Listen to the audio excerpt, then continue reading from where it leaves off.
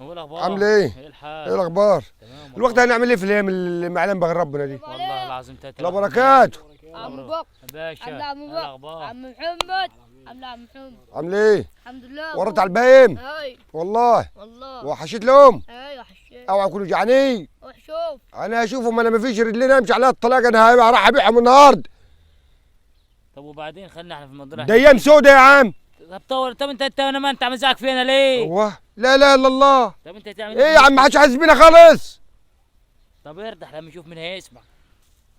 طب الوقت هتعمل انت الوقت؟ بالك حاج فهمي، احنا عايزين حل في الحوار ده. يا عم نبطل اكل اللحم يا عم.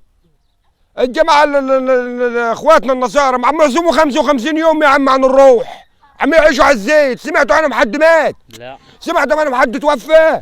حد ايه؟ احنا اللي يعني ربنا يرزقنا ب 200 جنيه على الجزار ايه هو ده؟ ما نهدى يا عم.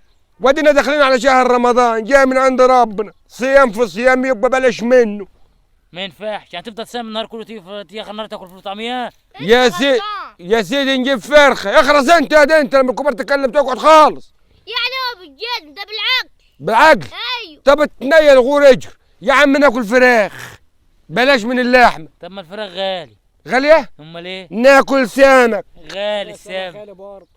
يا عم ناكل اي جنداء يا عم. بقول لك ايه، على الطلاق لو هناكل بطاطسيه مسلوقه وحته بتنجان، ده شويه الرز كده يتعاملوا طبقين يهيصوا البيت. طب الرز غالي. امال انا اعمل ايه الوقت يعني؟ هنموت من الجوع. مش عارف. شوف انت لا حالك. يا عم، انا عن نفسي مش هقطع لحم في رمضان. انا عن نفسي لا لحم ولا بتاع ده، هحرمهم في رمضان يخشوا بيتي. والله كداب.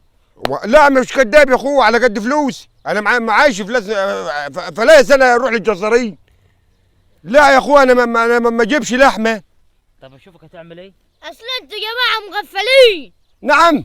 انتوا مغفلين. على مين انت؟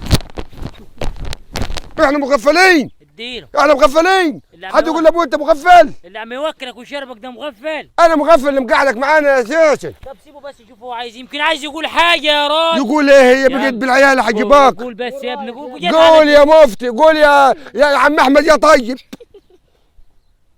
قول. انت يا كل واحد يحط 2000 جنيه وواحد يجيب له قطع عجل صغير وتتباع، كل واحد يلقى 10 كيلو لحمه في الثلاجه ياكل منه رمضان كله. تصدق صح. فكره حلوه حاج فهمي. قول تاني يا ابني، فهمني ايه قصدك يعني؟